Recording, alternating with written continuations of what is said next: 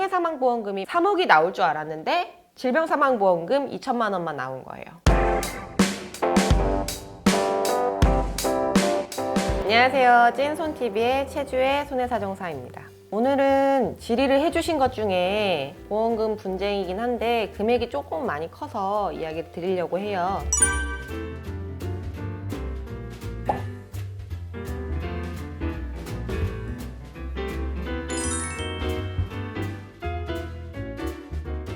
예전에 교통사고가 나셔서 외상성 뇌출혈로 머리 개수술도 받으시고 이미 응급수술은 했지만 결국에는 이제 눈만 뜨신 상태가 되신 거죠. 저희가 와상 상태라고 하는데 누워서 보호자가 계속 닦아주고 욕창 생기지 않게 뒤집어주고 항상 상시 보호자가 있어야 되고, 근데 이 상태로 요양병원에서 5년에서 10년 정도 있으신 분들 되게 많거든요. 근데 문제는 오랜 기간 간병을 하다가 돌아가시게 되면 폐렴이나 폐혈증으로 돌아가시는 게 많아요. 그러니까 감염이죠, 감염. 감기에 걸렸는데 정상적인 면역 상태가 아니다 보니 폐렴으로 진행이 되거나 폐혈증으로 진행이 되는 경우가 많아요. 사망 진단서의 진단명을 보면 직접 사인이나 간접 사인 전부 다 이제 질병명이 들어가 있어요. 폐렴도 질병명이잖아요. 교통사고는 다 안 써 있어. 이미 10년, 5년이 지났으니까. 그러면 보험금을 청구를 하게 되면 상해사망보험금이 아니라 그냥 질병사망보험금이 나가거나 아니면 생명보험 같은 경우는 일반사망보험금이 나가게 돼요. 근데 문제는 보험증권을 살펴보시면 상해사망이나 재해사망보험금이 훨씬 큰 경우가 많아요. 10배, 20배 차이 나기도 해요. 근데 그런 부분들에 있어서 교통사고로 인해서 10년을 앓다가 사망을 했으니까 상해사망보험금이 3억이 나올 줄 알았는데 질병사망보험금 2천만 원만 나온 거예요.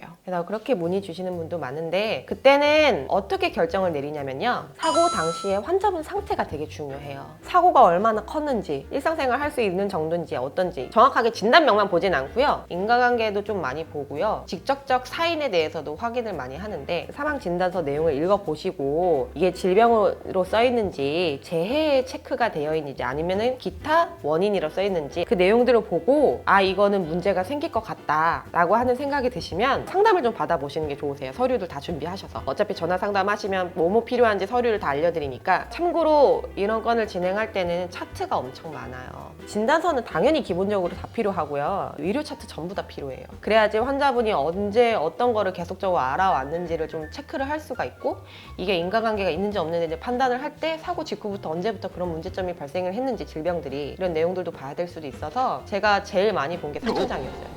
A4지 요만큼이 1000장 정도 될 거예요. 세 박스 보는 거예요.